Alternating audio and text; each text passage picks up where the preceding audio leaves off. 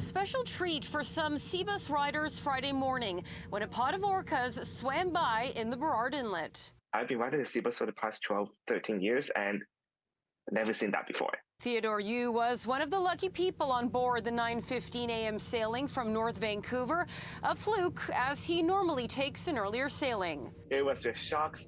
I see people looking and it looks bigger in person than it did on the phone. So I was also trying to enjoy the moment, but at the same time I want to capture it. He says he's paid for whale sighting tours before, but they didn't deliver. This was his first time seeing an orca. I was struck at it being one of the most inexpensive whale watching trips I've ever seen.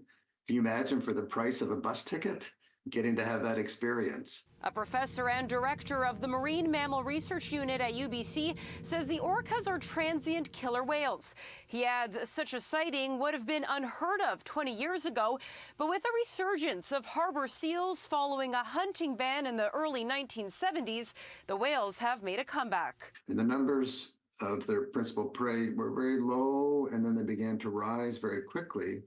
And as they rose, killer whales discovered them, they fed on them, they had more babies, their population got bigger, to the point now that the seal population has stopped growing.